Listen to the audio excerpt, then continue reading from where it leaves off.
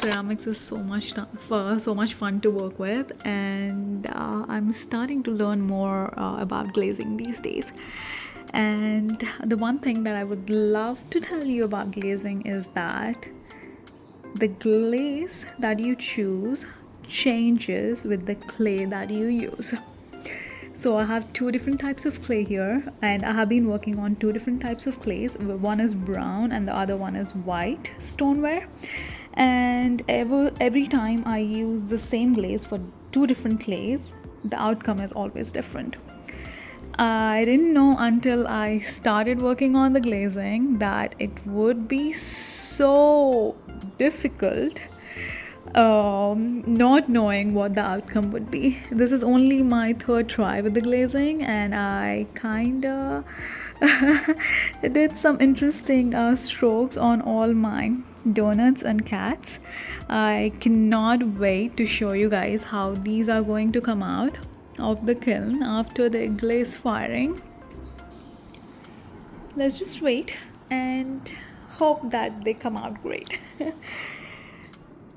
And yeah, this would be my next batch for glazing. I just want to try these first and then work on my other bisque fire pieces that I have. And I don't know if I showed you this. This was from my second batch of glazing after I worked on the textiles. And there's one thing that I want to teach you, not teach you, but let you know. If you're interested in glazing, always know that you cannot, you have to make sure that there is no glaze on the surface at the bottom of your piece, because when you put it in the kiln, it might it might get just stuck on one of the shelves in the kiln. One more thing is that you always need to make sure you have cookies if you're outsourcing the kiln and getting the firing done from somewhere else or from a studio.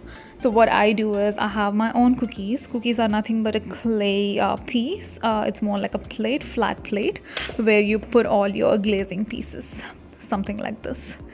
And the reason why you do this is so that you don't get charged if by accident, if your glaze starts to drip and then it falls on the shelf, you might have to pay for the damage of the shelf, because once there is glaze on the shelf, then the shelf is of no use for the person who is in charge of their kiln. So I might charge you so much with the glaze firing and also the damages. So make sure you have your own cookies whenever you go and get your glaze firing done. And yeah, this is how it's gonna look like after glazing, and these are the pieces.